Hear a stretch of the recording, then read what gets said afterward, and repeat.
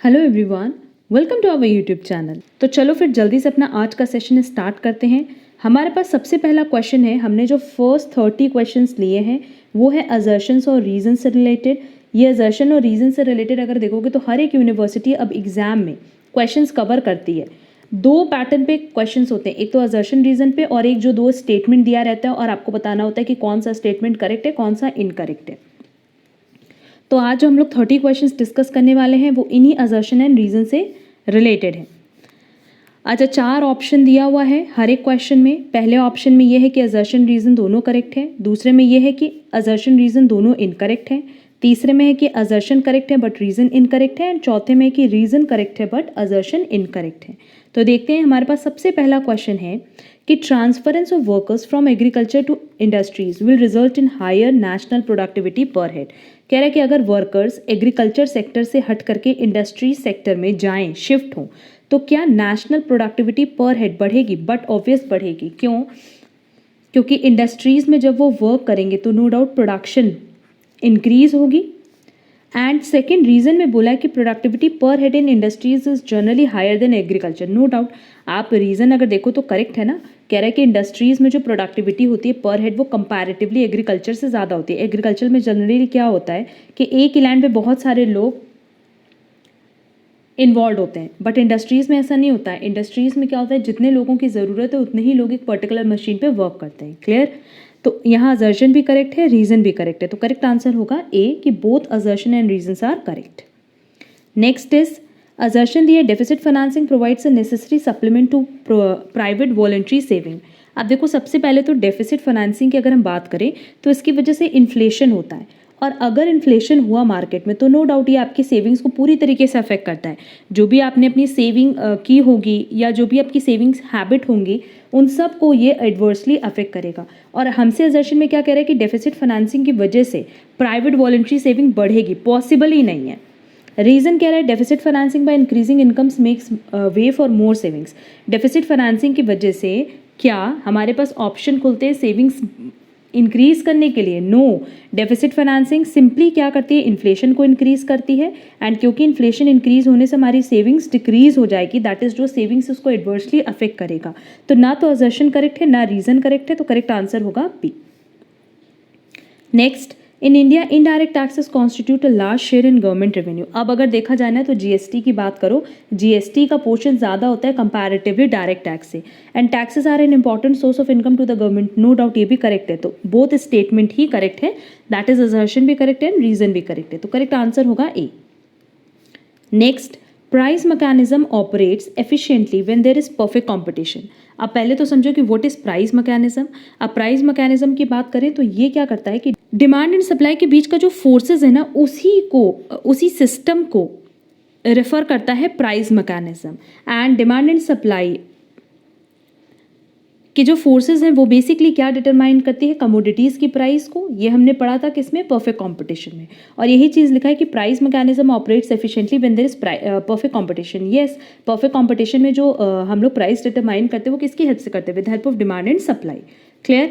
Second बोला है, in other forms of market price mechanism may not function in an efficient manner. ये भी correct है, क्योंकि बाकी जितने भी फॉर्म्स ऑफ मार्केट है जैसे मोनोपोली, मोनोपोलिस्टिक, उसमें डिमांड एंड सप्लाई के फोर्सेस को कंसिडर कर भी सकते हैं, नहीं भी कर सकते हैं। बट परफेक्ट कॉम्पिटिशन में तो हम डिमांड एंड सप्लाई के फोर्स को ही लेकर के चलते हैं। बेसिकली प्राइस परफेक्ट कॉम्पिटिशन में क्या होता है, प्राइस टेकर होते हैं, प्राइस मेकर नहीं होते। क्लियर? तो यहाँ क्या है कि दोनों ही स्टेटमेंट करेक्ट है, assertion as well as reason. Next, the demand for a commodity increases with a fall in its price and decreases with a rise in its price, other things remaining the same। यहाँ law of demand की बात करो, law of demand में यही कहता है कि demand and price के बीच में किस तरह का रिलेशन होगा, इन्वर्स रिलेशन होगा। कब? जब बाकी सारे फैक्टर्स कांस्टेंट हो। मतलब जो प्राइस है रिलेटेड गुड्स का, इनकम ऑफ द कंज्यूमर, ये सब जब कांस्टेंट होगी तो उस केस में डिमांड एंड प्राइस के बीच में कैसा रिलेशन होगा, इन्वर्स। और यही असर्शन में बताया है। सेकेंड स्टेटमेंट में कह रहा है consumer always tries to maximise satisfaction by equalising the marginal utility of the commodity with its price. No doubt अगर मार्जिनल यूटिलिटी की बात करें तो ये हम कहाँ तक इक्वल लेकर के जाते हैं, प्राइस तक। और प्राइस तक इक्वल मतलब क्या है कि मैक्सिमम सेटिस्फैक्शन लेवल कंज्यूमर को मिलता है। तो दोनों ही स्टेटमेंट करेक्ट है, असर्शन भी एज वेल एज रीजन भी। तो करेक्ट आंसर होगा A, both assertion and reason are correct. Next, increase in the prices of some goods leads to an increase in the demand.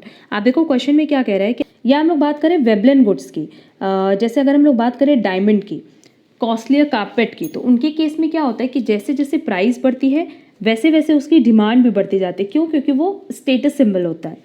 Next है when the price of a commodity is increasing and consumers expects a further rise in its price, they will try to store more and more quantity of the commodity. यही होता है ना कि अगर आपकी expectation है कि फ्यूचर में जो प्रोडक्ट है उसकी प्राइस इंक्रीज होगी, तो आप क्या करते हो कि आज उसकी डिमांड बढ़ा देते हो। रीज़न बीइंग आज आप उसको स्टोर करके रखते हो सो दैट जब फ्यूचर में उसकी प्राइस बढ़ जाए तो आपको प्रॉब्लम ना हो। क्लियर? तो नो डाउट यहाँ दोनों ही स्टेटमेंट करेक्ट है, असर्शन भी एज वेल एज रीजन भी। Next, other things remaining the same, any change in the price of a commodity results in the change in the quantity supplied। कह रहा है अगर हम बाकी चीज़ों को कांस्टेंट रखें तो कोई भी चेंज अगर कमोडिटी के प्राइस में होगा तो वो क्वांटिटी सप्लाइड को भी चेंज करेगा। ये होता ही है, बाकी चीज़ अगर कांस्टेंट है तो लॉ ऑफ सप्लाई ये कहता है कि price and supply direct relation इनके बीच में होता है कि अगर प्राइस इंक्रीज होगा तो सप्लाई भी इंक्रीज होगी, प्राइस डिक्रीज होगा तो सप्लाई भी डिक्रीज होगी। If the price of a commodity remains constant and yet its supply curve shifts to the right or to the left, it is called change in the supply। Simply क्या कह रहा है कि अगर product की price जो है वो कांस्टेंट है, लेट्स से इतनी प्राइस है और इस प्राइस पे हमारा सप्लाई कर्व ये है, और क्वेश्चन में कह रहा है कि अभी भी प्राइस कांस्टेंट है बट अगर हमारा सप्लाई कर्व शिफ्ट हो रहा है राइट वर्ड और लेफ्ट वर्ड, तो इसको हम क्या कहते हैं? Change in supply. सिंपली क्या होता है ना कि दो चीज़ होती है, अगर प्राइस में चेंज होने से सप्लाई चेंज हो तो उस केस में ना जो आपने सप्लाई कर्व बनाया है उसी में मूवमेंट होती है along the supply curve. But अगर अदर फैक्टर्स में चेंज हो रहा है, प्राइस कांस्टेंट है एंड सप्लाई चेंज हो रही है, तो इसको हम क्या कहते हैं? चेंज इन सप्लाई कर्व और राइटवर्ड शिफ्ट और लेफ्टवर्ड शिफ्ट। अगर इस टॉपिक पे देखोगे ना तो हमने डिमांड को एक्सप्लेन किया हुआ है, पूरा डिटेल में एक्सप्लेन किया है with the help of curve. उसी पैटर्न पे हम लोग को सप्लाई भी समझ आ जाएगा। तो अगर आपने हमारी डिमांड वाली क्लास देखी होगी तो सप्लाई आप इजीली समझ पाओगे। तो यहाँ पे भी दोनों ही स्टेटमेंट करेक्ट है, तो करेक्ट आंसर होगा A. Next, the demand curve representing unitary elasticity of demand on each of its point assumes the shape of a rectangular hyperbola। अब क्वेश्चन में क्या कह रहा है कि अगर डिमांड कर्व यूनिटरी इलास्टिक है, मतलब ED इज इक्वल टू 1 है, तो नो डाउट डिमांड कर्व किस तरीके से बनता है? Rectangular hyperbola. Total expenditure on a commodity for which the elasticity of demand is unitary always remains constant what ever be the price in its whatever be the change in its price। Again ये statement भी correct है। और total expenditure का क्या relation होता है price के साथ, क्वांटिटी के साथ, ये भी हमने डिटेल में एक्सप्लेन किया हुआ है। इसीलिए हमने बोला कि जो हमारी डिमांड से रिलेटेड एक पूरी प्लेलिस्ट है उसको ज़रूर कवर कर लेना, क्योंकि उसको कवर करने के बाद ना आपको किसी भी टॉपिक में कोई प्रॉब्लम नहीं होगा रिलेटेड टू डिमांड और इलास्टिसिटी ऑफ डिमांड। तो क्योंकि ये दोनों ही स्टेटमेंट करेक्ट है तो करेक्ट आंसर होगा ए। क्वेश्चन नंबर 9 हम कट कर रहे हैं, ये इररेलेवेंट है। 10 पे आएंगे। देखो first statement, if the price of a commodity rises total revenue always rise. ऐसा तो नहीं है, प्राइस राइज होने पे टोटल रेवेन्यू राइज भी हो सकता है, फॉल भी हो सकता है। और इस टॉपिक पे भी हमने डिटेल डिस्कशन किया हुआ है। हम लिंक जो है ना प्लेलिस्ट की आपको डिस्क्रिप्शन बॉक्स में दे देंगे, टेलीग्राम पे भी शेयर कर देंगे, सो दैट आप लोग वो क्लासेस अच्छे से कवर कर पाओ। और हमने पहले ही बोला था कि ये सारे topic exam point of view से बहुत रेलिवेंट है। सेकंड बोला है the commodity should have in elastic demand, मतलब ईडी इज लेस देन 1 होगा कब? जब टोटल रेवेन्यू एंड प्राइस में कैसा रिलेशन हो? Direct relation. ये हमने बताया कि ये स्टेटमेंट करेक्ट है क्योंकि ये पॉइंट हमने डिस्कस भी किया है, बट फर्स्ट असर्शन इनकरेक्ट है। तो करेक्ट आंसर होगा डी की रीजन तो करेक्ट है बट असर्शन इनकरेक्ट है। Next, for inferior goods the income elasticity of demand is negative. Yes, अगर इन्फीरियर गुड्स है मतलब सस्ते गुड्स हैं तो जैसे जैसे आपकी इनकम बढ़ेगी आप उस पर्टिकुलर प्रोडक्ट की डिमांड डिक्रीज करते जाओगे। As income rises, goods on which spending grows relatively faster than income will occupy a rising share of income। Yes, अगर हम ये कह रहे हैं कि हमारी इनकम बढ़ रही है, इनकम बढ़ने के साथ साथ हम जिन गुड्स पे खर्चा करेंगे मतलब खर्चा बढ़ाएंगे वही ना हमारे इनकम का सबसे बड़ा पोर्शन होगा जहां हम इन्वेस्ट कर रहे हैं। तो ये दोनों ही स्टेटमेंट क्या है? करेक्ट है। Next, if two demand curves are drawn on the same scale, then the steeper demand curve reflects lower elasticity of demand than the flatter demand curve। इस पे भी हमने डिस्कशन किया है कि स्टीपर डिमांड कर्व क्या होता है और फ्लैटर डिमांड कर्व क्या होता है, उसके अकॉर्डिंग असर्शन करेक्ट है। And demand is more responsive to price changes in respect of flatter demand curve than in respect of steeper demand curve, ये भी स्टेटमेंट करेक्ट है। तो करेक्ट आंसर होगा ए। और ये डिटेल डिस्कशन पहले देख लेना कि स्टीपर डिमांड कर्व क्या होता है, फ्लैटर डिमांड कर्व क्या होता है, तो ये टॉपिक बहुत ही ईजिली आप लोग समझ जाओगे। क्वेश्चन नंबर 13 पे हम कट कर रहे हैं, इररेलेवेंट है। Next, elasticity is less on the steeper demand curve as compare to the flatter demand curve. अब देखो अगर हम लोग फ्लैटर डिमांड कर्व की बात करें ना तो ये ज़्यादा इलास्टिक होता है कंपैरेटिवली स्टीपर डिमांड कर्व के, तो यही चीज़ यहाँ मेंशन की गई है। अब वैसे तो देखो ये कॉन्सेप्ट हमने बताया हुआ है steeper demand curve and flatter demand curve, still हम यहाँ पे एक पॉइंट बताते हैं कि जो रिलेटिवली इलास्टिक डिमांड होता है, मतलब जो ज़्यादा इलास्टिक डिमांड होगा वो ज़्यादा फ्लैटर होता है। रीज़न बीइंग कि वहाँ पे जिस पर्सन से क्वांटिटी डिमांड चेंज होता है वो हमेशा ग्रेटर होता है than a percentage change in price. And जहाँ हमारा डिमांड कर्व थोड़ा स्टीपर होगा वहाँ ये समझ लेना कि वो रिलेटिवली इन इलास्टिक डिमांड है, दैट इज़ लेस देन 1। ठीक, और बाकी डिटेल में पूरा कॉन्सेप्ट हमने अपने पहले के सेशंस में बताया हुआ है, जो प्लेलिस्ट हम ऑलरेडी आप लोगों को डिस्क्रिप्शन बॉक्स में दे रहे हैं, बस उस प्लेलिस्ट को कवर कर लेना तो सारे टॉपिक्स खुद ब खुद क्लियर हो जाएंगे कि स्टीपर डिमांड कर्व क्या है, फ्लैटर डिमांड कर्व क्या, and so on. And second point में बोला elasticity of demand will depend entirely on, ये AQAP है, ठीक है, that is change in quantity divided by change in price.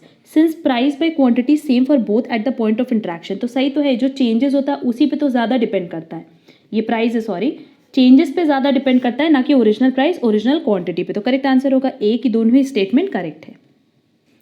Next, buyers expect current price to have no effect on future prices if the elasticity of price expectation is equal to 1। अब कह रहा है कि अगर ED is equal to 1 है तो no doubt हम क्या कह रहे हैं कि जितने से प्राइस इंक्रीज होगा उतने से ही डिमांड फॉल होगा। Buyers expect current price to have no effect on future prices, तो क्या क्वेश्चन में सिंपली कह रहा है कि अगर उनकी एक्सपेक्टेशन है कि इलास्टिसिटी ऑफ डिमांड किसके बराबर है, 1 के बराबर है, तो नो डाउट फ्यूचर प्राइजेस किसी भी तरीके से अफेक्ट नहीं होगी। तो आज भले ही राइज हो भी जाए तो भी क्या फ्यूचर में उसकी प्राइस इंक्रीज हो रही है, नहीं हो रही है। और सिंपली इसका रीज़न ये है क्योंकि ED इज इक्वल टू 1 है, ED इज इक्वल टू 1 है तो मतलब जितना प्राइस में चेंज होगा उतना ही डिमांड में भी चेंज होगा। Elasticity of price expectation is defined as a ratio of percentage change in the expected future prices to the percentage change in current price. ये सिंपली यहाँ पे फॉर्मूला बता रहा है इलास्टिसिटी ऑफ प्राइस एक्सपेक्टेशन का कि percentage change in expected future prices divided by percentage change in current prices, यही formula है। तो नो डाउट दोनों ही स्टेटमेंट करेक्ट है, तो करेक्ट आंसर होगा ए कि both assertion and reason are correct. Next, during very short period the supply curve is vertical that is elasticity of supply is 0। बहुत शॉर्ट पीरियड की बात करें तो क्या हम लोग सप्लाई को चेंज कर सकते हैं, नहीं कर सकते, तो हमारा ES क्या होता है, हमेशा 0 होता है यहाँ पे। एंड सेकेंड स्टेटमेंट बोला है time plays an important role in determining elasticity of supply. No doubt जितना ज़्यादा हमारे पास टाइम होगा हमारा इलास्टिसिटी ऑफ सप्लाई उतना ही ज़्यादा फ्लक्चुएट करेगा, क्योंकि सप्लाई के लिए हम लोग को सिंपली क्या चाहिए होता है, टाइम चाहिए होता है। The longer the period of time the more elastic is supplies likely to be. तो दोनों ही स्टेटमेंट करेक्ट है, क्योंकि सिंपली हम लोग सप्लाई में देखें कि ये कंप्लीटली किस पे डिपेंड होता है, टाइम पीरियड पे। Very short period, long period, very long period, उसके अकॉर्डिंग इलास्टिसिटी चलती है। तो करेक्ट आंसर होगा ए कि दोनों ही स्टेटमेंट करेक्ट है। Next, when the demand for a product falls it causes a decrease in both the equilibrium price and quantity bought and sold। कह रहा है अगर डिमांड फॉल करेगा तो उस केस में हमारा इक्विलिब्रियम प्राइस भी फॉल करेगा एंड जो क्वांटिटी हम परचेज करें वो भी फॉल करेगा। In a bid to clear their excess stock, the seller will be willing to reduce price। और ये भी सही है कि अगर आपके पास एक्सेस स्टॉक है तो आपको अगर उसको बेचना है तो नो डाउट आपको प्राइस क्या करना होगा, डिक्रीज करना होगा। दोनों स्टेटमेंट करेक्ट है, करेक्ट आंसर होगा A, assertion and reason are correct. Next, at the point of satiety total utility क्या होता है, मैक्सिमम होता है, and at the point of satiety marginal utility क्या होता है, 0। तो at the point of satiety ये दोनों ही सेटिस्फाई कर रहा है, करेक्ट आंसर होगा A, both assertion and reason are correct. Next, when demand is perfectly inelastic मतलब ED is equal to 0, the entire bunch of sales tax or excise tax has to be borne by customer। yes, अगर यहाँ पे ये होता है ना कि price के इंक्रीज होने पे या डिक्रीज होने पे आपकी डिमांड में कोई भी चेंजेस नहीं आता है तो सिंपली यहाँ पे जो भी टैक्स का बर्डन होता है वो कंप्लीटली कौन बियर करता है, कंज्यूमर बियर करता है। Price of commodity rises by the full amount of tax, पर ये गलत है, कह रहा है कि जो प्राइस है कमोडिटी की वो इंक्रीज होती है फुल अमाउंट ऑफ टैक्स से, ऐसा नहीं पॉसिबल है। सिंपली प्राइस इंक्रीज डिक्रीज करेगी, कितने भी अमाउंट से इंक्रीज डिक्रीज कर सकती है, पर पूरा जो बर्डन है टैक्स का वो पड़ता है कंज्यूमर पे। तो असर्शन करेक्ट है बट रीजन इनकरेक्ट है, दैट इज करेक्ट आंसर होगा C. Next, government in most countries grant subsidies to boost production, ये तो करेक्ट है। भाई सब्सिडी गवर्नमेंट क्यों देती है? सिर्फ इसीलिए ना देती कि आप ज़्यादा से ज़्यादा बना करके मार्केट में सेल कर पाओ। Subsidy helps in reducing cost of production, thereby prices comes down and output increases. No, subsidy कभी भी आपको आपके कॉस्ट को कम करने में हेल्प नहीं करती है। सब्सिडी बेसिकली आपको मिलती है सो दैट अपने अपने प्रोडक्शन को आप इंक्रीज कर पाओ, प्रोडक्शन पर्पस के लिए मिलती है। ये इसलिए नहीं मिलती कि आप अपनी कॉस्ट को कम करके आउटपुट इंक्रीज कर पाओ। तो यहाँ पे भी असर्शन करेक्ट है बट रीजन इनकरेक्ट है, तो करेक्ट आंसर होगा C. Next, marginal utility of a commodity can be positive, zero और नेगेटिव। यस, अगर मार्जिनल यूटिलिटी की बात करें तो ये पॉजिटिव भी हो सकता है, जीरो भी हो सकता है, एज वेल एज नेगेटिव भी होता है। एंड मार्जिनल यूटिलिटी का फॉर्मूला क्या है? MU is equal to TUN minus TUN minus 1। वही चीज़ देखो यहाँ लिखी है, तो दोनों ही स्टेटमेंट करेक्ट है, तो करेक्ट आंसर होगा ए। Next, beyond the point of satiety, the total utility declines and marginal utility turns negative. अब point of satiety पे क्या होता है कि total utility अपने maximum पे होता है और marginal utility zero होता है, तो no doubt उसके आगे total utility decrease होने लगता है और marginal utility negative में चला जाता है। एंड सेकेंड स्टेटमेंट बोला है कि slope of total utility curve at each point indicates marginal utility. No, कह रहा है कि टोटल यूटिलिटी कर्व जो बनाते हैं वो हर पॉइंट पे क्या मार्जिनल यूटिलिटी शो करता है? नहीं, बल्कि मार्जिनल यूटिलिटी क्या शो करता है? TUN minus TUN minus 1। तो फर्स्ट स्टेटमेंट करेक्ट है बट रीजन इसका करेक्ट नहीं है, तो करेक्ट आंसर होगा C. Next, for inferior goods when income increases their demand falls, ये तो करेक्ट स्टेटमेंट है। Income elasticity of demand for inferior goods is always negative, ये भी करेक्ट स्टेटमेंट है, तो आंसर होगा ए कि असर्शन एंड रीजन दोनों करेक्ट है। Next, indifference curve has to be convex to the point of origin. Yes, origin से हमेशा कॉन्वेक्स बनता है। And indifference curve analysis assumes diminishing marginal utility of marginal rate of substitution, ये भी correct है। Diminishing मतलब घटता हुआ मार्जिनल रेट ऑफ MRS अगर हम देखें ना तो इंडिफरेंस कर्व पे क्या होता है? हमेशा डिमिनिश करता है। क्यों? क्योंकि एक अगर आपको प्रोडक्ट की यूनिट इंक्रीज करनी होती है तो नो डाउट दूसरी यूनिट को, दूसरे प्रोडक्ट की जो यूनिट है उनको आपको सैक्रिफाइस करना होता है। तो दोनों स्टेटमेंट करेक्ट है, करेक्ट आंसर होगा A. Next, indifference curve do not intersect each other, ये करेक्ट है। Each indifference curve represents two different sets of combination of two commodities providing an equal level of satisfaction।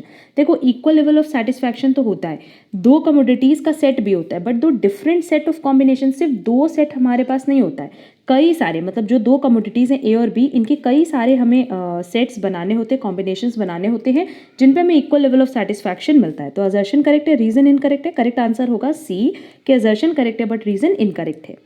Next, indifference curve in the case of perfect complement is an L shaped curve. Yes, and marginal rate of substitution, अगर आप देखोगे ना कि जहाँ perfect compliments होता है indifference curve इस तरीके से एल शेप बनता है और वहाँ MRS क्या होता है? हमेशा जीरो, वहाँ डिक्रीज नहीं होता। तो करेक्ट आंसर होगा ए कि दोनों स्टेटमेंट करेक्ट है और इस पर भी हमने डिटेल डिस्कशन किया हुआ है।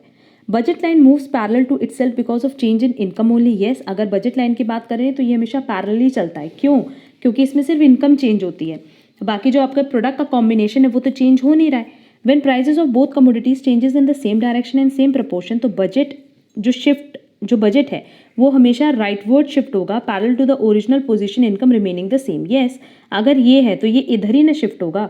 क्यों? क्योंकि सिंपली क्या हो रहा है कि अगर दोनों ही कमोडिटीज़ की प्राइस चेंज हो जाए तो वो चाहे तो राइटवर्ड शिफ्ट होगा चाहे लेफ्टवर्ड शिफ्ट होगा। क्यों? क्योंकि आपकी इनकम नहीं चेंज हो रही है, बट आप अब उतनी ही इनकम पे अगर मान लो दोनों प्रोडक्ट की जो प्राइस है वो डिक्रीज हो गई तो ज़्यादा खरीद पाओगे और बढ़ गई तो कम खरीद पाओगे। तो दोनों ही स्टेटमेंट करेक्ट है, तो करेक्ट आंसर होगा A. Next, each point on the income consumption curve represents the equilibrium points for a consumer at various level of income. Yes, हर पॉइंट जो इनकम कंजम्पशन कर्व पे होता है वो क्या रिप्रेजेंट करता है? इक्विलिब्रियम पॉइंट, किसके लिए? कंज्यूमर के लिए eight various level of income. Income consumption curve is a locus of equilibrium point for all possible level of income with constant prices of both the commodities and a given consumer preference pattern। दोनों ही statement correct है, तो correct answer होगा A कि both assertion and reason क्या है? Correct है। Next, the 45-degree line from the origin constitutes an upper limit for the angel expenditure curve। अब अगर हम लोग 45 डिग्री लाइन की बात करें तो ये बेसिकली एक ऐसी लाइन है जहाँ पे एग्रीगेट एक्सपेंडिचर किसके बराबर होता है? आउटपुट के, मतलब एक्सपेंडिचर और आउटपुट इक्वल होता है। एंड इसकी ओरिजिन कहाँ से आई? एंजल एक्सपेंडिचर कर्व से, ये तो करेक्ट है। एंड यहाँ एक्सपेंडिचर कभी भी इनकम से ज़्यादा नहीं हो सकता, जब एक्सपेंडिचर आउटपुट के बराबर है तो इनकम से ज़्यादा कैसे होगा? तो दोनों ही स्टेटमेंट करेक्ट है, तो करेक्ट आंसर होगा ए।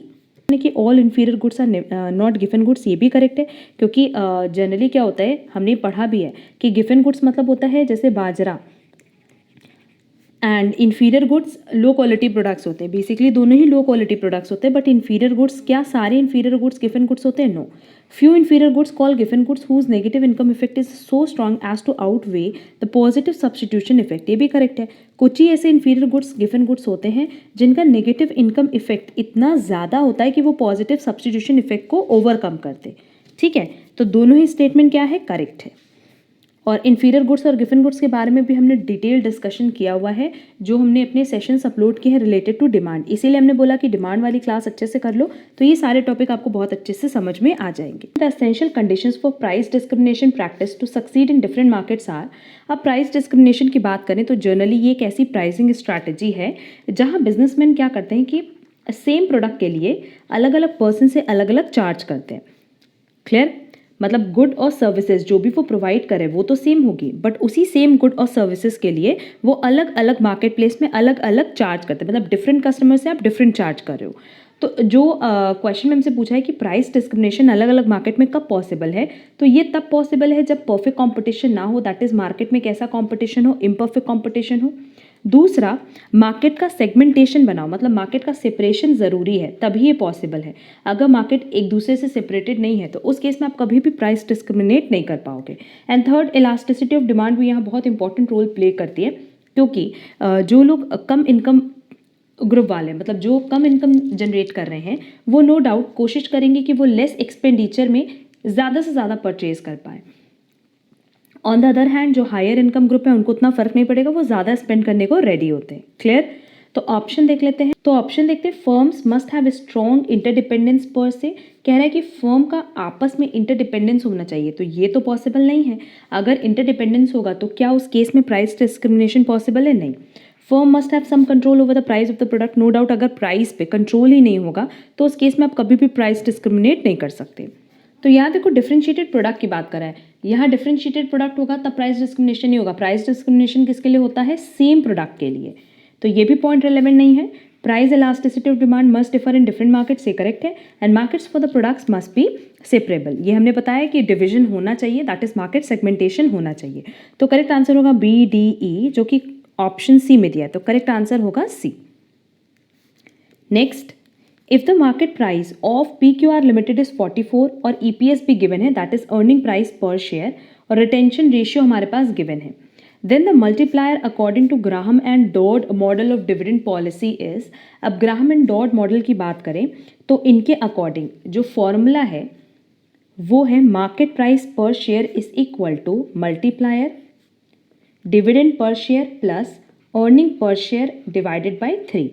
अब क्वेश्चन में देखो हमारे पास क्या क्या गिवन है। Market price per share given है 44, हमारे पास अर्निंग पर शेयर दिया हुआ है 3.75 और रिटेंशन रेशियो दिया है। रिटेंशन रेशियो बेसिकली किसको डिनोट करता है कि अगर मान लो कंपनी के पास 1 रुपये है, उसमें से उसने डिसाइड किया कि 0.60 दैट इज 60 पैसा वो रिटेन कर रहे हैं, मतलब 40 पैसा वो किस फॉर्म में दे रहे होंगे? डिविडेंड के फॉर्म में दे रहे होंगे। क्लियर? तो आप dividend that is dividend per share कैसे निकाल सकते हो? अर्निंग पर शेयर, एक शेयर पे कितनी अर्न कर रहे हैं? 3.75, और इसका आप रिटेन करोगे 0.60 दैट इज 60%, तो 40% आप डिविडेंड डिस्ट्रीब्यूट करोगे, दैट इज 1.5 आएगा डिविडेंड पर शेयर। क्लियर? अब फॉर्मूले पे वैल्यू पुट कर दो, market price per share is 44, multiplier हम लोगों को कैलकुलेट करना है, dividend per share given calculate हमने किया 1.5 plus earning per share is 3.75 divided by 3। पहले इस ब्रैकेट को सॉल्व कर लेना और फिर इस ब्रैकेट को 44 के नीचे ले जाके डिनोमिनेटर में डिवाइड कर देना, तो m की वैल्यू आएगी 44 डिवाइडेड बाय 2.75 और फर्दर इसको डिवाइड करने पे आंसर आएगा 16, और क्वेश्चन में हमसे मल्टीप्लायर फाइंड आउट करने बोला था, तो मल्टीप्लायर की वैल्यू होगी B16। Next, fund flow and cash flow statement are important managerial tools and help the firm to know. अब देखो कैश फ्लो स्टेटमेंट पे हमने बहुत डिटेल डिस्कशन किया है, बहुत सारे MCQs भी इसके अपलोड किए हैं। लिक्विडिटी पोजीशन, यस ये लिक्विडिटी पोजीशन बताते हैं। कैपिटल एक्सपेंडिचर इनकर्ड कि कितना हमने खर्चा किया है कैपिटल नेचर का, जैसे हमने असेट कितना परचेज किया है, ये क्या है? कैपिटल नेचर का कैपिटल एक्सपेंडिचर। डिविडेंड कितना पे किया, ये भी पता चल जाता है कैश फ्लो स्टेटमेंट से। And extent of external financing, कि बाहर से हमने कितने पैसे उठाए हैं, जैसे कि डिबेंचर्स हो गए, बॉन्ड हो गए, लोन हो गया, बैंक लोन, ये सब क्या एक्सटर्नल फाइनेंसिंग, कि बाहर से जो आपने लोन लिया है। तो इंटरनल क्या होता है, इक्विटी शेयर, प्रेफरेंस शेयर। तो ये चारों ही ऑप्शन क्या है, करेक्ट है। Choose the correct answer from the option given below. Correct answer होगा C, A B C D.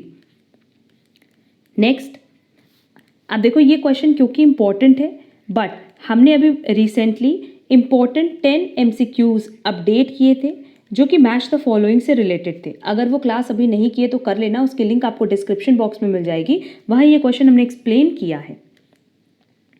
Next, ये क्वेश्चन भी आपको उसी क्लास में मिल जाएगा जिसमें हमने 10 MCQs डिस्कस किया related to match the following.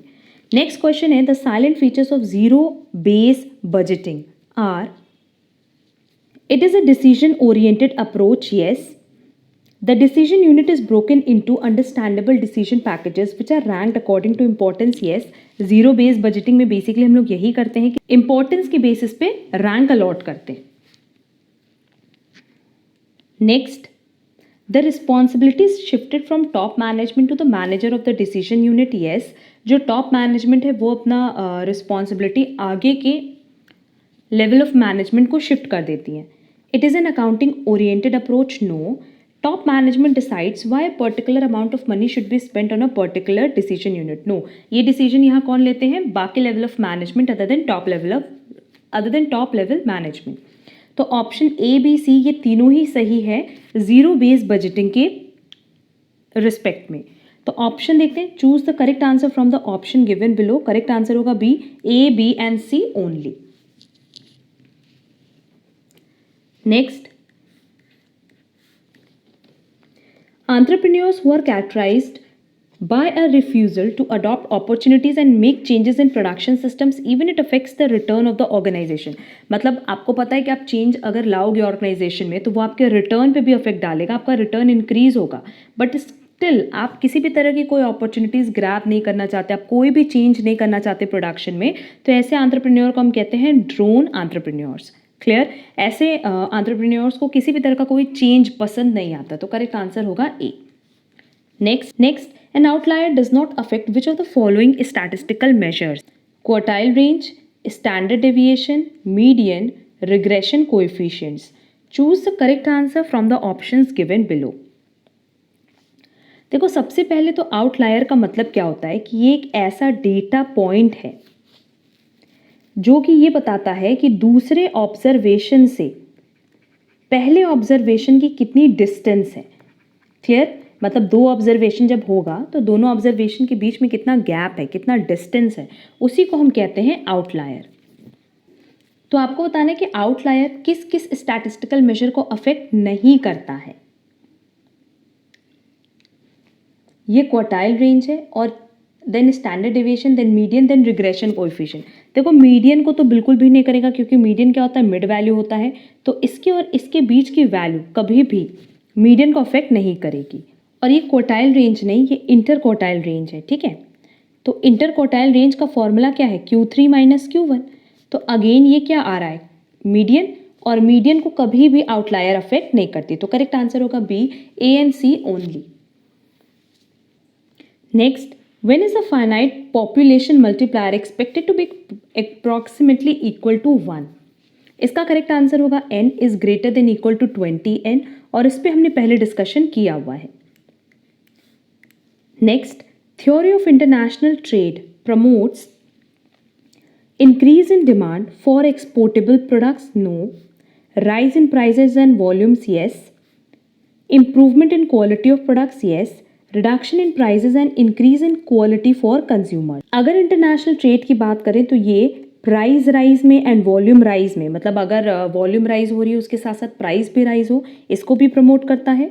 Quality को इम्प्रूव करने के लिए भी, क्वालिटी इंप्रूवमेंट से भी रिलेटेड होता है, एंड साथ ही साथ प्राइस के रिडक्शन के साथ ही साथ कह रहा है कि कंज्यूमर्स के लिए क्वालिटी भी हम इंक्रीज करेंगे, दैट इज क्वालिटी इंप्रूव करेंगे।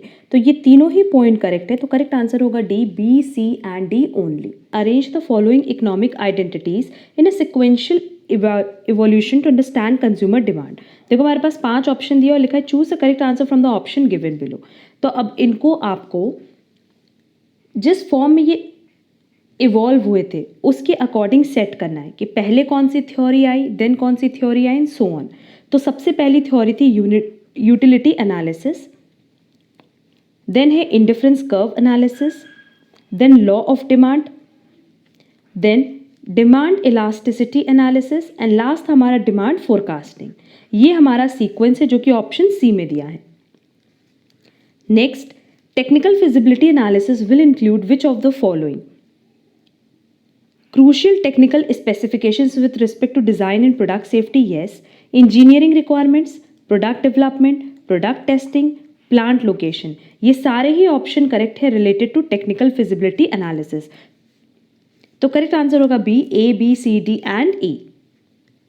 Next, the formula for calculating degree of operating leverage. अब अगर हम लोग बात करें ऑपरेटिंग लीवरेज की, फाइनेंशियल लीवरेज की और कंबाइंड लीवरेज की, तो इस पे वैसे तो हमने डिटेल डिस्कशन सेशन अपलोड किया हुआ है। तो अगर हम लोग ऑपरेटिंग लीवरेज की बात करें तो इसका हमने कई सारा फॉर्मूला बताया था, likewise contribution divided by EBIT, और हम लिख सकते हैं कॉन्ट्रीब्यूशन को sales minus variable cost divided by EBIT, हमने सब बताया हुआ है। और एक फॉर्मूला बताया था EBIT plus fix cost divided by EBIT, और एक फॉर्मूला हमने बताया था, और एक और फॉर्मूला था डिग्री ऑफ ऑपरेटिंग लीवरेज का। ये तो ऑपरेटिंग लीवरेज का सारा फॉर्मूला हमने बताया। डिग्री ऑफ ऑपरेटिंग लीवरेज का एक और फॉर्मूला बताया था, percentage change in EBIT divided by percentage change in sales. अगर अभी तक आपने FM की क्लास नहीं कवर की तो आई विल सजेस्ट कि आप FM की क्लासेस कवर कर लो, सो दैट आपके मैक्सिमम टॉपिक्स की कवरेज हो जाए और ज़्यादा से ज़्यादा आप MCQs कवर कर पाओ। अब देखो option A, percentage change in EBIT divided by percentage change in sales, ये तो फॉर्मूला है। कॉन्ट्रीब्यूशन डिवाइडेड बाय EBIT भी है, EBIT plus fix cost divided by EBIT भी है, but EBIT divided bye contribution ये फॉर्मूला करेक्ट नहीं है। तो A, B, C ये तीनों ही करेक्ट ऑप्शन है जो कि बी में दिया है। नेक्स्ट, अब देखो क्वेश्चन नंबर 44, जैसे हमने लास्ट क्लास में बताया था कि हमने मैच द फॉलोइंग से रिलेटेड कुछ 10 इंपॉर्टेंट MCQs अपलोड किए हुए हैं। उनकी लिंक आपको डिस्क्रिप्शन बॉक्स में दी गई है, वहां हमने क्वेश्चन समझाया हुआ है। Next, as per Walter's model the market value of growing firm will increase if the dividend pay out ratio is. अब देखो क्योंकि क्वेश्चन हमसे कह रहा है कि वॉल्टर्स मॉडल में ग्रोइंग फर्म के लिए जब फर्म ग्रो कर रही है ना, तो उस केस में वो लोग पे आउट दैट इज डिविडेंड हमेशा कितना रखते हैं, 0। और क्वेश्चन में हमसे यही पूछा कि डिविडेंड पे आउट रेशियो कितना होगा, 0। तो करेक्ट आंसर होगा C, 0। Next, the product hierarchy stretches from basic needs to particular items in some sequence. Identify the correct sequence और levels of the product hierarchy. आप प्रोडक्ट हायरार्की की बात करें तो सबसे पहले इस प्रोडक्ट हायरार्की में आती है नीड फैमिली, देन आता है प्रोडक्ट फैमिली, जो कि तुम्हें यहाँ दिया भी है, नीड फैमिली पहला होगा, देन प्रोडक्ट फैमिली होगी, देन प्रोडक्ट क्लास होगा, देन होगा प्रोडक्ट लाइन, फिर प्रोडक्ट टाइप, और लास्ट इसमें एक और होता है आइटम जो कि ऑप्शन में नहीं दिया है। क्लियर? तो जो सीक्वेंस है वो है D, B, C, E, A। Option B correct answer होगा। Next, the holistic, integrated and goal-oriented process of planning, recruiting, selecting, developing and managing, compensating employees। इस पूरे प्रोसेस को हम लोग क्या कहते हैं, human resource planning, human resource management, strategic human resource management और टैलेंट मैनेजमेंट। इसको हम लोग कहते हैं टैलेंट मैनेजमेंट। बेसिकली जो पूरी डेफिनेशन दी है इसका मतलब ही है टैलेंट मैनेजमेंट। टैलेंट मैनेजमेंट का मतलब होता है कि getting the right people in the right job at the right time, doing their jobs correctly. Correct answer होगा D. Next, arrange the following to describe the sequence involved in cost volume profit analysis. अगर आपका cost volume profit analysis का concept clear है तो ये question बहुत ही easily आपको समझ में आएगा। ये सारे ऑप्शन को आपको सीक्वेंस में सेट करना है। लिखा है establishing the fixed and variable cost related to the product. ये सबसे पहले यही होता है कि जो भी प्रोडक्ट है उसका फिक्स कॉस्ट अलग करते हैं और वेरिएबल कॉस्ट अलग। Then calculating the relationship between sales volume and sales revenue by actual और assumed unit prices. Then working out PV ratio by calculating contribution as proportion of sales revenue. आपको PV ratio निकालना होता है जो कि किसकी help से निकलता है, with the help of contribution and sales. Then next है drawing up break even charts which establish the point at which sales start to produce profit. क्योंकि आपने कंट्रीब्यूशन के बाद आपने कंट्रीब्यूशन कैलकुलेट कर लिया, उसके हेल्प से पीवी रेशियो कैलकुलेट कर लिया, फिर आप प्रॉफिट का कैलकुलेशन करते हो। एंड लास्ट स्टेप है determining the cumulative effect of each product on profitability to assess the effects of change in product mix. तो ये पूरा सीक्वेंस है कॉस्ट वॉल्यूम प्रॉफिट एनालिसिस में, जो कि ऑप्शन डी में दिया है, तो करेक्ट आंसर होगा D. Next do point analysis formula involves which financial elements for computation of earning power. आप देखो डू पॉइंट की बात करें तो उसका फॉर्मूला सिंपल है, net income divided by revenue multiply by revenue divided by average total assets multiply by average total assets divided by average total equity. ये topic अगर अभी तक आपने नहीं कवर किया तो कवर ज़रूर कर लेना, क्योंकि इंपॉर्टेंट है एग्जाम पॉइंट ऑफ व्यू से। और यहाँ दिया है देखो net profit margin, total asset turnover, equity multiplier, उसी का ये फॉर्मूला दिया है, करेक्ट आंसर होगा ए। एंड आज का हमारा लास्ट क्वेश्चन है, to achieve its aims in strategic human resource management organisations formulate and execute human resources policies yes, behaviours no, practices. आप पॉलिसीज एंड प्रैक्टिसेस बना सकते हो, ये नहीं बता सकते कि कैसे बिहेव करना है, कैसे कॉम्पीट करना है। क्लियर? तो करेक्ट आंसर होगा A and C only, that is correct answer होगा B. The best level of output for a perfectly competitive firm in short market is a point where P is equal to MR is equal to MC provided that। देखो इस situation में होना क्या चाहिए ना कि average variable cost की coverage होनी चाहिए। दो तरह का कॉस्ट होता है, एक वेरिएबल कॉस्ट और एक फिक्स कॉस्ट। तो नो डाउट फिक्स कॉस्ट तो लॉन्ग रन में ही हम लोग कवर कर पाते हैं, बट जो वेरिएबल कॉस्ट है अगर वो भी आप कवर नहीं कर पा रहे हो तो आपको अपना बिजनेस बंद कर देना चाहिए, that is shut down point होता है वो। क्लियर? जैसे फिर इन केस मान लो मेरी कोचिंग सेंटर है और हमने एक प्लेस रेंट पे ली है, तो ये जो रेंट है ये तो फिक्स कॉस्ट है, ये तो हम धीरे ही धीरे रिकवर कर पाएंगे। बट जो इलेक्ट्रिसिटी चार्जेस हैं, ज़ेरॉक्स चार्जेस होंगे, मटेरियल का चार्जेस होगा, वो क्या है, वो तो पर स्टूडेंट है ना। अगर वो पर स्टूडेंट राइज होगा, तो अगर वो वेरिएबल कॉस्ट आप नहीं रिकवर कर पा रहे हो फीस से, तो क्या उस केस में ये कोचिंग सेंटर रन करने का कोई बेनिफिट है? नहीं। क्लियर? तो यहाँ पे यही चीज़ पूछा था कि प्रोवाइडेड दैट प्राइस ग्रेटर होना चाहिए एवरेज वेरिएबल कॉस्ट से, उस केस में हम ये मानेंगे कि हमारा बिजनेस कंटिन्यू होगा, अदरवाइज शट डाउन पॉइंट होगा। Next, which method of risk analysis better serve lenders perspective in the capital budgeting decisions? Certainty equivalent approach, decision analysis, risk adjusted discount rate जिसको हम लोग RADR के नाम से जानते हैं, and simulation and sensitivity analysis. No doubt अगर lenders perspective से देखें तो सबसे बेस्ट मेथड होता है सैटेनिटी इक्विवेलेंट अप्रोच। नेक्स्ट ये क्वेश्चन एंड नेक्स्ट क्वेश्चन, ये दोनों ही क्वेश्चन हमने मैच द फॉलोइंग की क्लास में बताया है। अगर वो क्लास अभी तक आपने नहीं कवर की है तो उसकी लिंक आपको डिस्क्रिप्शन बॉक्स में दी गई है। Next, which one of the following statement is false? Capital market is a market for medium and long term funds, ये तो करेक्ट है। GDR is a negotiable instrument issued by a US bank, no, इसको US bank issue नहीं करती, इसको international banks issue करती, जैसे JP Morgan, Chase, Citigroup etcetera. Clear? तो ये इनकरेक्ट है। Many publicly listed companies in India trades there shares through Bombay stock exchange और national stock exchange. Securities that are listed on various stock exchanges are eligible for being traded there, उनको हम लोग कहते हैं listed securities. तो ये बाकी सारे स्टेटमेंट करेक्ट है, सेकेंड स्टेटमेंट करेक्ट नहीं है। नेक्स्ट, ये क्वेश्चन भी हमने ऑलरेडी इंपॉर्टेंट MCQs में बताए हुए हैं मैच द फॉलोइंग से related. Next, arrange the following market structures in the increasing order of the price elasticity of products. तो सबसे कम होगा मोनोपोली में, रीजन बीइंग कि यहाँ क्लोज सब्सटीट्यूट्स अवेलेबल नहीं होते, एंट्री पे बैरियर होती है, तो उस केस में जो प्राइस इलास्टिसिटी अंडर मोनोपोली वो सबसे लोएस्ट होता है। देन आएगा डुओपोली, इसमें थोड़ी प्राइस इलास्टिसिटी इंक्रीज होती है कंपैरेटिवली मोनोपोली से, क्योंकि यहाँ बेसिकली क्या होता है कि दो राइवल बिजनेसेस होते हैं जो कि मार्केट शेयर करते हैं। देन ओलिगोपोली की जो प्राइस इलास्टिसिटी है वो डुओपोली से हायर होती है, क्योंकि ओलिगोपोली की बात करें तो इसमें कुछ ही बिजनेसमैन होते हैं, जैसे कि हमने एग्जांपल भी दिया था कोल्ड ड्रिंक मार्केट का। देन नेक्स्ट हमारा मोनोपोलिस्टिक कंपटीशन। मोनोपोलिस्टिक कंपटीशन की प्राइस इलास्टिसिटी हायर होती है कंपैरेटिवली ओलिगोपोली की। एंड लास्ट होता है परफेक्ट कंपटीशन, जिसमें सबसे हाईएस्ट प्राइस इलास्टिसिटी होगी। रीजन बीइंग इसमें बहुत सारे सेलर्स हैं, बहुत सारे बायर्स हैं, किसी भी तरह का कोई बैरियर नहीं है। क्लियर? तो जो करेक्ट सीक्वेंस है वो है monopoly, that is B, then duopoly, then oligopoly, then monopolistic competition, then perfect competition, जो कि ऑप्शन 2 में दिया है। तो करेक्ट आंसर होगा 2। Next, which of the followings can be categorized as information processing services? Option है legal services, health care, education, management consultancy. Correct answer होगा first, legal services.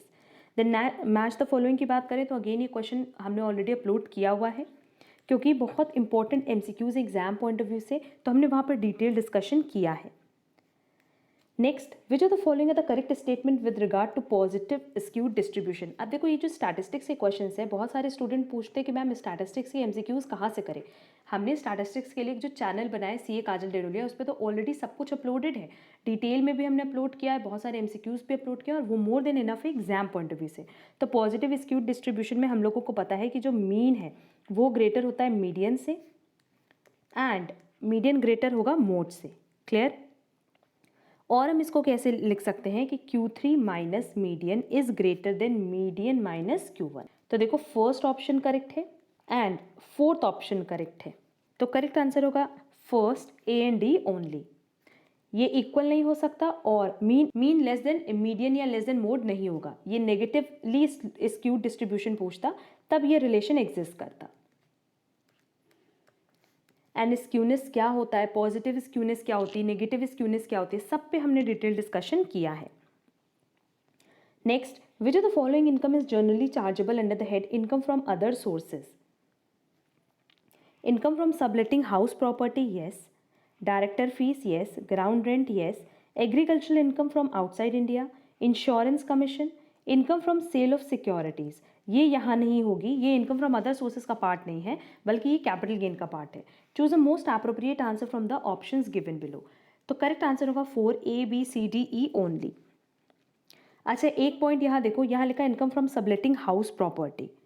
अगर ये प्रॉपर्टी, मान लो ये ओनर है, इसने अपनी प्रॉपर्टी टेनेंट को लेट आउट की, एंड टेनेंट ने सबलेट किया है किसी थर्ड पार्टी को। अगर टेनेंट ने सबलेट किया है तब तो इनकम फ्रॉम अदर सोर्सेज है, बट अगर ओनर ने सबलेट किया है तब इनकम फ्रॉम हाउस प्रॉपर्टी आता है। तो हम ये मानेंगे कि ये जो income from subletting house property है, ये किसकी तरफ से सबलेट हो रही है? From tenant. क्लियर? तो करेक्ट आंसर होगा D. Next, which of the following taxes have been replaced by the GST? इस पर भी हमने ऑलरेडी डिस्कशन किया हुआ है। सेंट्रल एक्साइज ड्यूटी को रिप्लेस कर दिया, सर्विस टैक्स को रिप्लेस कर दिया, टैक्सेस ऑन एडवर्टाइजमेंट को रिप्लेस नहीं किया है, and duties of excise medicinal and toilet preparation को भी रिप्लेस किया है। तो करेक्ट आंसर होगा A, B, D only.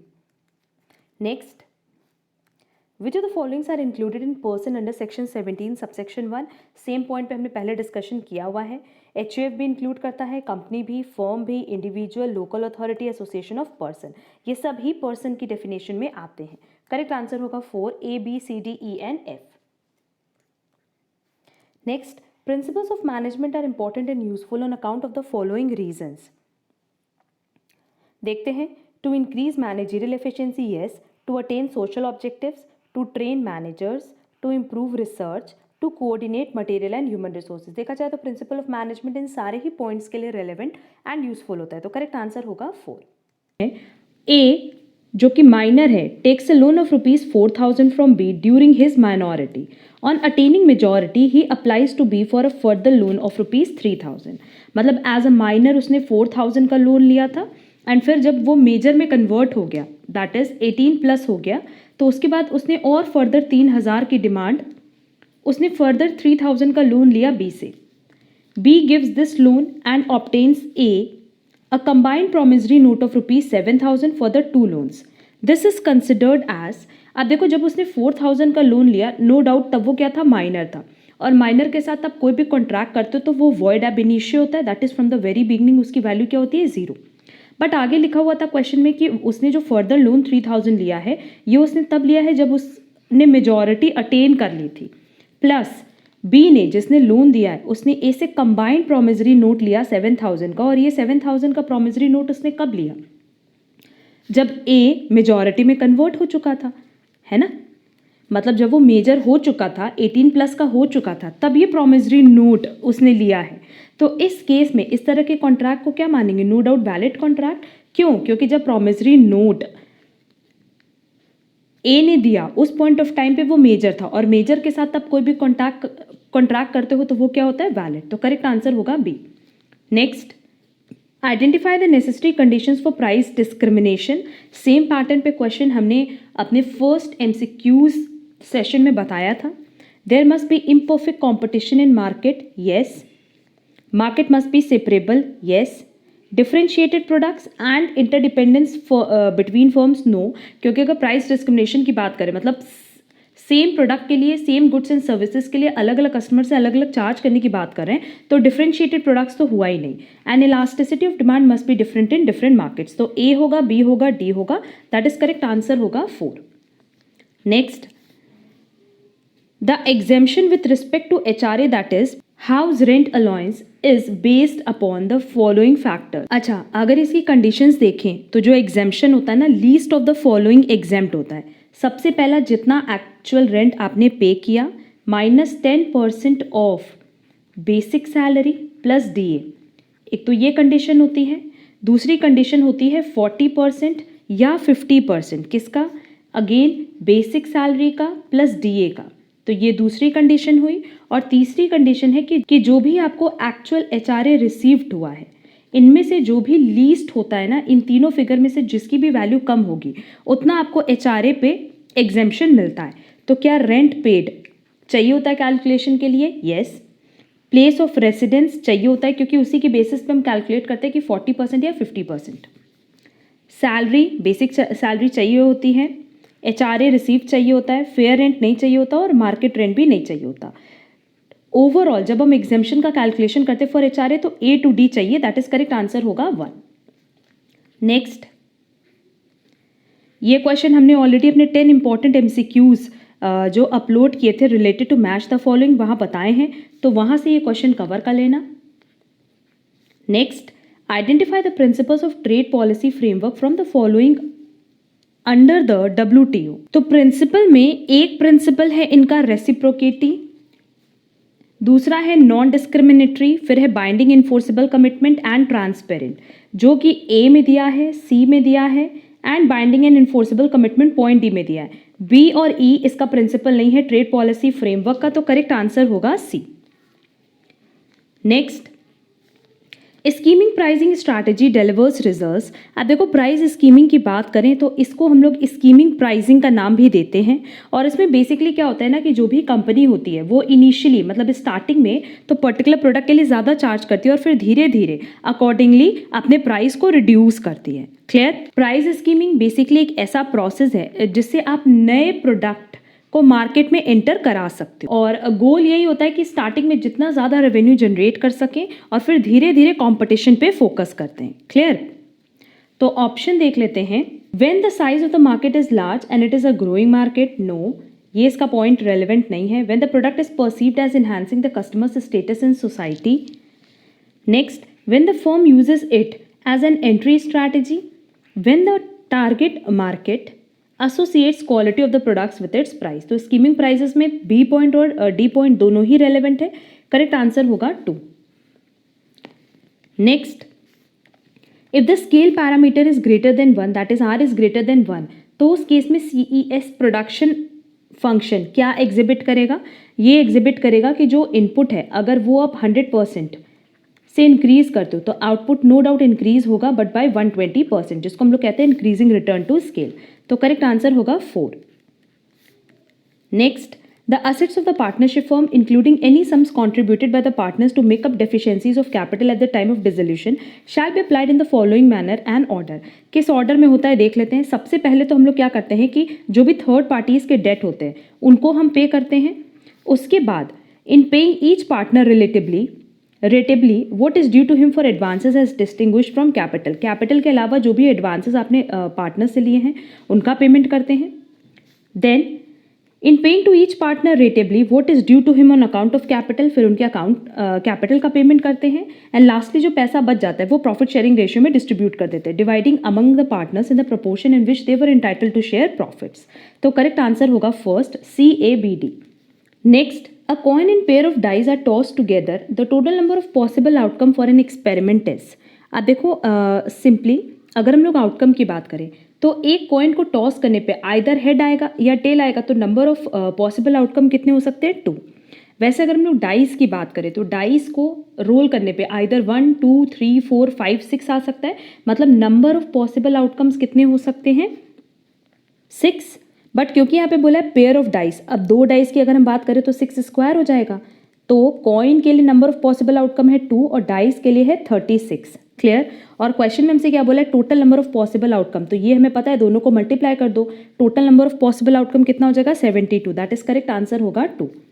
Next, tax audit is compulsory in a case a person is carrying on a business whose gross turnover और receipt, ये किससे ज़्यादा होगा 1 करोड़ से। इस पे हमने पहले भी डिस्कशन किया हुआ है और ये टॉपिक अच्छे से पढ़ लेना, सेक्शन 44AB।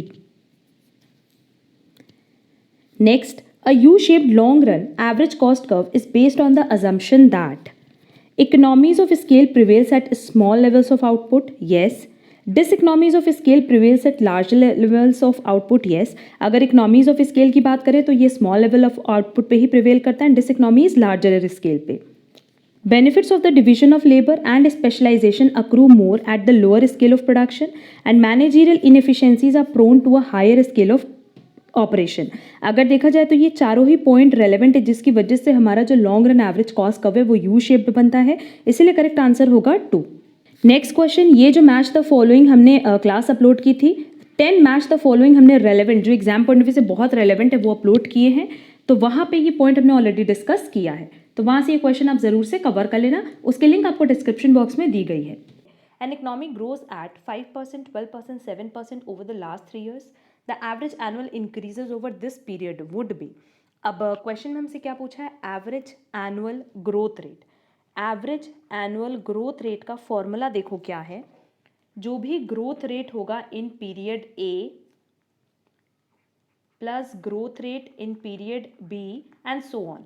तो यहाँ हमारे पास 3 पीरियड है, तो हम ग्रोथ रेट इन C तक लेंगे, मतलब period A, period B, period C में कितनी ग्रोथ है 5%, 12%, 7%, and divided by number of payments, जितना आपने जितनी बार भी पेमेंट किया है या फिर जितनी बार भी ग्रोथ हुई है। क्लियर। तो सिंपली हमें क्या करना है, फॉर्मूले पे वैल्यू रखना है 5% प्लस 12% प्लस 7% डिवाइडेड बाय 3।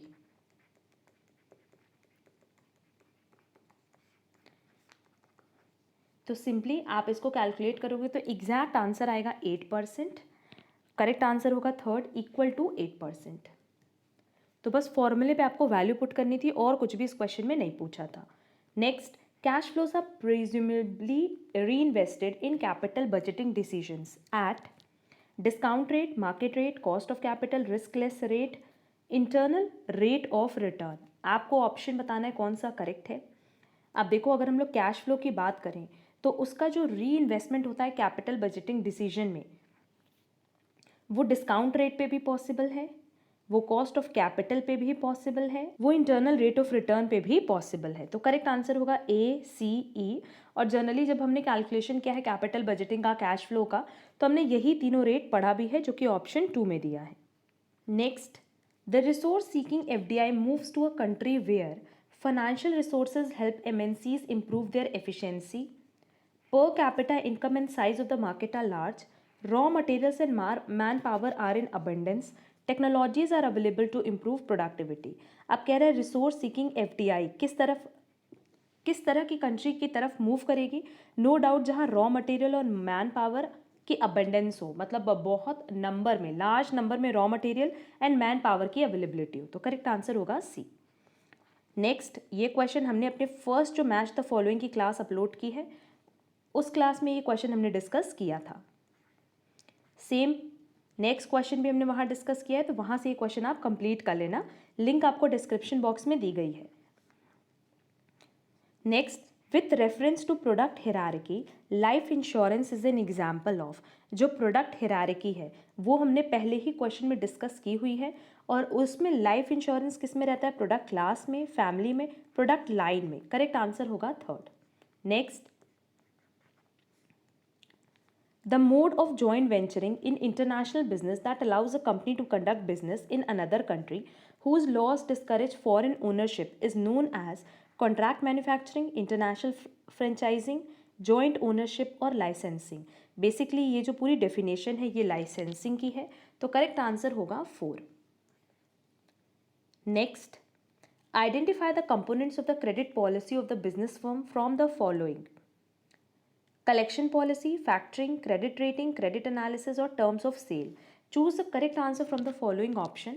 आप देखो क्या पूछा है हमसे, क्रेडिट पॉलिसी के कंपोनेंट्स पूछा है क्वेश्चन, और क्रेडिट पॉलिसी के जो कंपोनेंट्स हैं उनका नाम हम याद करा दे रहे हैं। पहला है टर्म्स ऑफ सेल, फिर है क्रेडिट एनालिसिस, फिर है कलेक्शन पॉलिसी। ये तीन इसके कंपोनेंट है, दैट इज ADE इसके कंपोनेंट है, तो करेक्ट आंसर होगा B. Next, an ITR can be used by an individual having an income from one house property, pension, income on, interest on FD in banks, winning from lotteries। No doubt अगर ITR 1 की बात करें तो एक house property होना चाहिए, pension income होनी चाहिए, या interest on FD in bank. इन तीनों ही केसेस में क्या होता है, ITR 1 फाइल करते हैं, तो करेक्ट आंसर होगा ए। अगर आप चाहते हो कि सारे ITR की एक डिटेल डिस्कशन हम करें तो कमेंट बॉक्स में ज़रूर बताना, सो दैट हम उस पर क्लास अपलोड कर पाए। Next, Bretton Woods resolution led to the formation of GATT, IMF, UNCTAD और WTO।